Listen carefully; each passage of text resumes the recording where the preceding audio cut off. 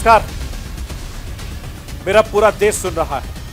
राष्ट्र की आवाज 130 करोड़ लोगों की एक ही आवाज, आपके साथ मैं हूं सरफराज। मैं सरफराज सैफी आपको बताना चाहता हूं, साल 2022 के चुनाव में साल 2024 की झलक दिखी। साल 2022 के हर राजनीतिक कार्यक्रम में साल 2024 की तैयारी दिखी। 2024 लोकसभा चुनाव को लेकर हर राजनीतिक दल अपने अपने तरीके से जुटा नजर आया। राष्ट्रपति चुनाव के जरिए प्रधानमंत्री नरेंद्र मोदी ने बड़ा संदेश दिया। द्रौपदी मुर्मू देश की राष्ट्रपति बनी। आदिवासी समाज की महिला देश के सर्वोच्च पद पर आसीन होने के क्या सियासी मायने निकाले जा रहे हैं, यह आपको बताऊंगा। राहुल गांधी की पदयात्रा को कैसे 2024 की तैयारी से जोड़कर देखा जा रहा है, यह भी आपको समझाऊंगा। साल 2022 में हुए विधानसभा चुनाव में हर पार्टी ने अपना दम दिखाया। हर किसी की कोशिश रही कि नतीजे 2024 की राह आसान करने वाले हों। 2022 के 7 राज्यों में विधानसभा चुनाव हुए, जिनमें बीजेपी ने परचम लहराया तो कांग्रेस ने भी दम दिखाने की कोशिश की। एक तरफ गुजरात चुनाव में बीजेपी की रिकॉर्ड तोड़ जीत के मायने तलाशे जा रहे हैं। हिंदुस्तान की राजनीति में गुजरात ने जो नया अध्याय रचा, उसके असर का आकलन हो रहा है। तो दूसरी तरफ हिमाचल की जनता ने दबी आवाज में जो संदेश दिया, कांग्रेस का हौसला बढ़ रहा है। विधानसभा चुनाव के नतीजों के क्या असर होगा, यह मैं आपको बताऊंगा। 2022 की कुछ बड़ी राजनीतिक घटनाओं के पूरे देश का ध्यान अपनी ओर खींच लिया है। बिहार के मुख्यमंत्री नीतीश कुमार ने पाला बदला, बीजेपी का साथ छोड़कर आरजेडी का दामन थाम लिया। राजस्थान के मुख्यमंत्री अशोक गहलोत का कांग्रेस अध्यक्ष पद छोड़ना सबको हैरान कर दिया। महाराष्ट्र की राजनीति में बड़ी हलचल देखने को मिली। शिवसेना 2 टुकड़ों में बंट गई। साल 2023 की चुनौतियों के साथ साल 2022 की बड़ी सियासी घटनाओं का भी अपडेट आज मैं आपको दूंगा। मैं अपने हिंदुस्तान के कोने कोने की आवाज को दिल्ली तक पहुंचाता हूं। दिल्ली की आवाज को देश के कोने कोने तक पहुंचाता हूं। नेताओं की आवाज को मैं आम लोगों तक पहुंचाता हूं। आम लोगों की आवाज को मैं अपने देश के हुक्मरानों तक पहुंचाता हूं। आपकी आवाज से मिलती है मेरी आवाज और बन जाती है राष्ट्र की आवाज।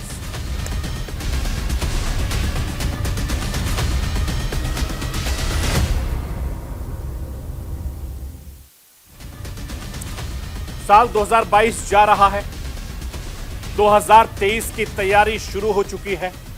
साल 2022 में जोरदार सियासी घमासान देखने को मिला। साल 2022 में जो चुनाव हुए, साल 2022 में राजनीतिक दलों के जो कार्यक्रम हुए, सब में साल 2024 की झलक देखने को मिली। 2024 में होने वाले लोकसभा चुनाव की तैयारी दिखाई दी। सभी पार्टियों की तरफ से अपना पलड़ा भारी रखने की कवायद दिखी। हर राजनीतिक दल साल 2024 के लिए माहौल बनाता दिखा। 2024 के महासंग्राम के लिए सियासी बिसात बिछाता दिखाई दिया। और इस साल 2022 में राष्ट्रपति चुनाव हुआ। राष्ट्रपति चुनाव के जरिए भी बड़ा सियासी संदेश देने की कोशिश हुई है। साल 2022 में उपराष्ट्रपति का चुनाव हुआ। राज्यसभा चुनाव में जबरदस्त खींचतान देखने को मिली। इन 7 राज्यों में विधानसभा चुनाव हुए। 7 राज्यों के विधानसभा चुनाव में सभी पार्टियों ने एड़ी चोटी का जोर लगाया। हर हाल को 2024 के लोकसभा चुनाव के लिहाज से जांचा परखा जा रहा है। इसके अलावा इस साल 28 विधानसभा, 5 लोकसभा उपचुनाव हुए। हर चुनाव में जोरदार सियासी संघर्ष देखने को मिला। बीजेपी हो, कांग्रेस हो या क्षेत्रीय दल हो, सब अपना दम बनाए रखने के लिए अपना पूरा दमखम लगाए रहे। 25 जुलाई के दिन द्रौपदी मुर्मू ने हिंदुस्तान के 15वें राष्ट्रपति के तौर पर शपथ ली। हिंदुस्तान के इतिहास में यह पल बेहद खास रहा। आजादी के 75वें साल में आदिवासी समाज का कोई शख्स देश के सर्वोच्च पद पर आसीन हुआ। द्रौपदी मुर्मू ने देश की दूसरी महिला राष्ट्रपति बनी। द्रौपदी मुर्मू देश की ऐसी पहली महिला राष्ट्रपति बनी जिनका जन्म आजादी के बाद हुआ है। और यही नहीं, 64 साल की द्रौपदी मुर्मू के नाम देश की सबसे युवा राष्ट्रपति बनने का खिताब भी जुड़ गया है। राष्ट्रपति बनने के बाद द्रौपदी मुर्मू ने अपने पहले संबोधन में क्या कुछ खास कहा, राष्ट्र की आवाज के जरिए मैं आपको वो सुनवाना चाहता हूं। मुझे राष्ट्रपति के रूप में देश ने एक ऐसे महत्वपूर्ण कालखंड में चुना है जब हम अपनी आज़ादी का अमृत महोत्सव मना रहे हैं।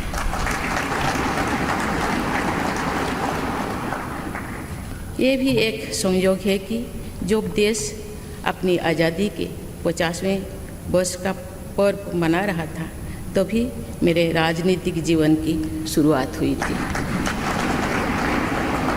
देवियों और स्वजन, मैंने अपनी जीवन यात्रा पूर्वी भारत में ओडिशा के एक छोटे से आदिवासी गांव से शुरू की थी। मैं जिस पृष्ठभूमि से आती हूँ वहाँ मेरे लिए प्रारंभिक शिक्षा प्राप्त करना भी एक सपने जैसा ही था। राष्ट्रपति के पद पहुँचना मेरी व्यक्तिगत उपलब्धि नहीं है, ये भारत की प्रत्येक गरीब की उपलब्धि है। मेरा निर्वाचन इस बात का सबूत है कि भारत में गरीब सपने भी देख सकता है और उन्हें पूरा भी कर सकता है।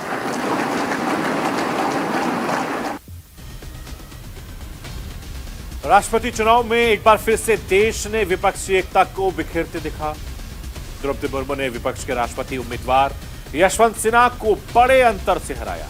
जेएमएम बीजेडी के साथ उद्धव ठाकरे की शिवसेना ने द्रौपदी मुर्मू को समर्थन देकर सबको हैरान कर दिया। मैं आपको बताना चाहता हूं कि प्रधानमंत्री नरेंद्र मोदी के दांव के आगे विपक्ष पस्त नजर आया। प्रधानमंत्री नरेंद्र मोदी ने हिंदुस्तान की राजनीति में एक नई इबारत लिख डाली। पहली बार कोई आदिवासी महिला सबसे ऊंचे संवैधानिक पद पर पहुंची। द्रौपदी मुर्मू की जीत के बाद प्रधानमंत्री नरेंद्र मोदी ने उन्हें बधाई देते हुए पहली बार क्या लिखा, मैं आपको राष्ट्र की आवाज के जरिए ये बताना चाहता हूं।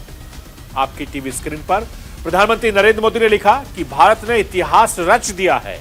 ऐसे वक्त में जब 1.3 अरब भारतीय आजादी का अमृत महोत्सव मना रहे हैं, तब पूर्वी भारत के दूर इलाके में पैदा हुई आदिवासी समुदाय की बेटी को हमारा राष्ट्रपति चुना गया। द्रौपदी मुर्मू जी को इस उपलब्धि के लिए बधाई। द्रौपदी मुर्मू का जीवन, उनके जीवन के शुरुआती संघर्ष, उनकी शानदार सेवा, उनकी सफलता हर भारतीय को प्रेरित करती है। वो हमारे नागरिकों को, खास तौर पर गरीब, हाशिए पर लोगों को, दलित और के लिए आशा की किरण के रूप में उभरी है।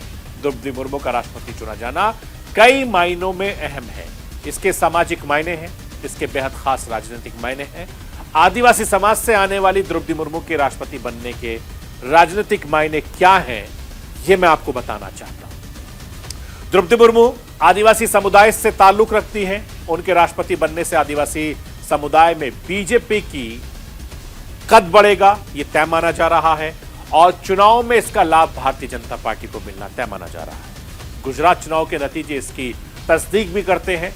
हिमाचल में बीजेपी को बेशक हार मिली हो, लेकिन वोट फीसदी में 2024 की उम्मीद बढ़ते नजर आ रहे हैं। गुजरात की कुल आबादी में 14.8% लोग आदिवासी समुदाय से ताल्लुक रखते हैं, जबकि हिमाचल में 5.71% आबादी आदिवासी समुदाय की है। 2023 में 9 राज्यों में विधानसभा चुनाव होने हैं।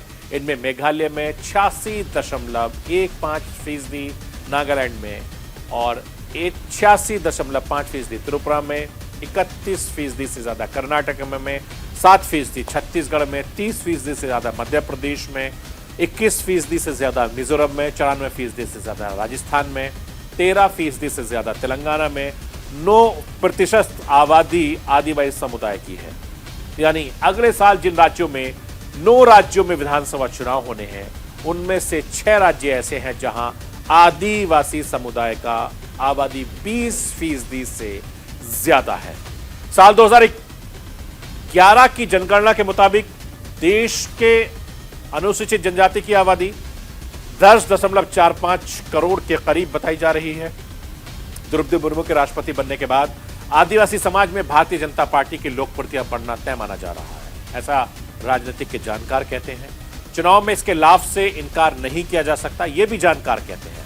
मैं आपको यह बताना चाहता हूं कि साल 2022 में पूरे साल कहीं ना कहीं 2024 लोकसभा चुनाव की तैयारियों की झलक देखने को मिली है। साल 2022 का हर चुनाव इसी लिहाज से लड़ा गया। हर सियासी पार्टी की कोशिश रही वो 2024 की अपनी राह आसान बनाए। साल की शुरुआत में 5 विधानसभा चुनाव लड़े गए। उत्तर प्रदेश, उत्तराखंड, पंजाब, गोवा, मणिपुर से शुरुआत हुई। इन चुनाव में बीजेपी का ट्रैक रिकॉर्ड बहुत शानदार रहा है। भारतीय जनता पार्टी उत्तर प्रदेश की सियासी परंपरा को तोड़ने में कामयाब रही। उत्तर प्रदेश में 1985 में आखिरी बार सरकार रिपीट हुई थी। तब कांग्रेस ने 1980 और 85 दोनों में ही चुनाव में पूर्ण बहुमत के साथ उत्तर प्रदेश में सरकार बनाई थी। साल 2022 में 37 साल बाद भारतीय जनता पार्टी ने वही इतिहास दोहराया। योगी आदित्यनाथ दूसरी बार उत्तर प्रदेश के मुख्यमंत्री बने। देश के सबसे बड़े राज्य उत्तर प्रदेश की जीत के बीजेपी का जोश बहुत ज्यादा हाई कर दिया। इसके साथ उत्तराखंड की जीत ने भी बीजेपी का हौसला बुलंद कर दिया। उत्तराखंड में बीजेपी सूबे की सियासी परंपरा बदलने में सफल रही है। हर 5 साल में सत्ता बदलने की परंपरा को बदल दिया है। उत्तराखंड में भी पुष्कर सिंह धामी दूसरी बार भारतीय जनता पार्टी की ओर से कमान संभालते नजर आए। उत्तर प्रदेश, उत्तराखंड के साथ बीजेपी गोवा, मणिपुर में भी अपनी सत्ता बचाने में कामयाब रहे। साल 2022 की शुरुआत में हुए चुनाव में बीजेपी का रिपोर्ट कार्ड बेहतरीन रहा। साल 2022 का दूसरा चुनावी फेज बीजेपी के मिक्स नतीजों वाला रहा। गुजरात में रिकॉर्ड मतों से जीत मिली है। विपक्ष को पूरी तरीके से पस्त करने का काम किया है। गुजरात में मोदी मैजिक लोगों के लिए सर चढ़कर बोलता नजर आया। 182 विधानसभा सीटों में से 156 सीटें जीतकर भारतीय जनता पार्टी ने सारे रिकॉर्ड तोड़ दिए। मैं आपको बीजेपी के कुछ रिकॉर्ड के बारे में बताना चाहता हूं, जिसे तोड़ना विपक्ष के लिए आसान नहीं माना जा रहा है। बीजेपी ने 150 से ज्यादा सीटें जीतकर कांग्रेस का 1985 वाला रिकॉर्ड तोड़ दिया। बीजेपी ने 85% से ज्यादा सीटें जीतकर कांग्रेस के 1960 के रिकॉर्ड को तोड़ दिया है। बीजेपी देश भर के ऐतिहासिक विधानसभा चुनाव नतीजे वाले राज्यों में गुजरात को भी शामिल कर दिया है। बीजेपी ने 27 साल की एंटी इनकम्बेंसी के बावजूद इतनी बड़ी चुनावी जीत दर्ज करने का शानदार रिकॉर्ड अपने नाम कर दिया है। गुजरात में लोकसभा की 26 सीटें हैं, लगातार जिन पर बीजेपी का दबदबा रहा है। विधानसभा चुनाव के नतीजे देखकर ऐसा लगता है कि 2024 के लोकसभा चुनाव के लिए भी एक तरीके से गुजरात की जनता ने बीजेपी को आश्वस्त कर दिया है कि बीजेपी के लिए साल 2022 कैसा रहा। इसके बारे में राजनीतिक जानकारों की क्या राय है, राष्ट्र की आवाज के जरिए मैं आपको वो सुनवाना चाहता हूं। देखिए, जब 2022 की बात करते हैं, 2024 की बात करते हैं, तो हमें लगता है 2024 के पर्सपेक्टिव से देखा जाए तो भारतीय जनता पार्टी के लिए ये अजय किला था। एक ही अगर आप देखें तो सिर्फ एक हिमाचली प्रदेश हारे हैं, और हारे इसलिए हैं कि उनके अंदर से भीतर घात हो गया। अदरवाइज तो सारी जगह उनकी विजयश्री हो ही रही है। और दूसरा देखिए, जिस तरह से मोदी जी का स्टेप बाय स्टेप जो स्ट्रेटेजी चल रही है, उनकी जो प्लानिंग है और जो उन्होंने बूथ लेवल के काम कर रहे हैं, उसको देखते हुए हमें नहीं लगता है कि भारतीय जनता पार्टी को किसी तरह की समस्या आने वाली है 2024 में। हाँ, ये हो सकता है सीटों में कितना विस्तार या कमी आएगी वो नहीं कह सकते, लेकिन विस्तार की संभावना बहुत ज्यादा है। और 2024 तो स्वर्णिम काल होगा भारतीय जनता पार्टी के कार्यकाल में। साल 2022 की शुरुआत में भारतीय जनता पार्टी के 18 राज्यों में अपनी और गठबंधन की सरकार थी। साल के आखिर में बीजेपी को 2 राज्यों का नुकसान हुआ है। साल 2022 में कांग्रेस के आंकड़े करीब एक जैसे ही रहे हैं। पंजाब हाथ से गया तो हिमाचल भी हाथ से गया। इस वक्त 6 राज्यों में कांग्रेस अपनी और गठबंधन की सरकार बनाने में कामयाब रही है। दोनों की सरकारें हैं। साल 2022 की शुरुआत में पंजाब में कांग्रेस को भारी उठक पटक का सामना करना पड़ा। पार्टी के अंदर जबरदस्त खींचतान का दौर रहा, जिससे पार्टी की छवि को गहरा धक्का लगा है। आखिरकार पंजाब कांग्रेस के हाथ से निकल गया, लेकिन साल 2022 के आखिर में कांग्रेस का राहत दे गया। कांग्रेस के हाथों में हिमाचल आ गया है। 11 दिसंबर को सुखविंदर सिंह सुक्खू ने हिमाचल प्रदेश के मुख्यमंत्री पद की शपथ ग्रहण की। पार्टी की अंदरूनी कला को शांत करते हुए मुकेश अग्निहोत्री को पंजाब का डिप्टी सीएम बनाया गया। इस मौके पर कांग्रेस अध्यक्ष मल्लिकार्जुन खड़गे के साथ ही प्रियंका गांधी, राहुल गांधी मौजूद रहे थे। इस साल गुजरात और दिल्ली नगर निगम में कांग्रेस का ग्राफ पूरी तरीके से नीचे खिसक गया। जाते जाते ये साल कांग्रेस को बड़ा टास्क दे गया। कांग्रेस को अपने खिसकते हुए जनाधार की गंभीरता से विचार करना होगा और इस साल एक बड़ा बदलाव कांग्रेस में भी देखने को मिला है। कांग्रेस ने परिवारवाद का ठप्पा हटाने के लिए मल्लिकार्जुन खड़गे को अपना अध्यक्ष चुना है। 24 सालों के बाद गांधी परिवार से बाहर के किसी शख्स को कांग्रेस अध्यक्ष बनाया गया है। इसके साथ ही इस साल अपनी जड़ें हासिल करने के लिए कांग्रेस की तरफ से एक बड़ी कवायद देखने को मिली। 7 दिसंबर 2022 को तमिलनाडु के कन्याकुमारी से भारत जोड़ो यात्रा की शुरुआत हुई थी। राहुल गांधी ने अपनी 3,500 किलोमीटर की पद यात्रा शुरू कर दी। करीब 3,000 किलोमीटर का सफर राहुल गांधी पूरा कर चुके हैं। भारत जोड़ो यात्रा इस वक्त दिल्ली में रुकी है। 3 जनवरी से आगे का सफर शुरू होगा। जनवरी के आखिर तक कश्मीर में यात्रा के खत्म होने का कार्यक्रम है। यात्रा का अच्छा प्रभाव देखने को मिल रहा है। इसे देखते हुए 26 जनवरी से कांग्रेस हाथ से हाथ जोड़ो अभियान शुरू करने की तैयारी कर रही है, जिसके बहाने कांग्रेस अपने देश भर के नेटवर्क को रिवाइव करने की तैयारी में है। सामने 2024 लोकसभा चुनाव का बड़ा लक्ष्य है। कांग्रेस पूरी ताकत के साथ खड़ा होने की कोशिश में जुट गई है। कांग्रेस की तैयारियों को राजनीति के जानकार कैसे देखते हैं, आने वाला साल कांग्रेस के लिए कैसा होगा, मैं राष्ट्र की आवाज के जरिए आपको राजनीति के जानकारों की राय सुनवाना चाहता हूं। देखिए, आज पूरे देश के अंदर, पूरी दुनिया के अंदर सब लोगों को पता है जिस तरीके से 2022 के अंदर राहुल गांधी जी ने एक इतिहास लिख दिया थी। 3,500 किलोमीटर की जो यात्रा है कन्याकुमारी से लेके कश्मीर में इसका एंड होगा। और देखा होगा कि किस तरीके से, चाहे वो देश का युवा हो, बुजुर्ग हो, चाहे कोई सी भी जाति का आदमी हो, राहुल गांधी सबको साथ लेकर चले। मैं ये कह रहा हूँ कांग्रेस के लिए 2000 आने वाला 24 जो रहेगा, जिसमें आपको पता है कि देश के अंदर चुनाव होंगे, जिसमें पता लगेगा कि आगे आने 2024 के अंदर किसकी सरकार बनेगी। वो ये इसलिए रहेगा क्योंकि ग्राउंड लेवल पर आपको मालूम है कौन चल रहा है।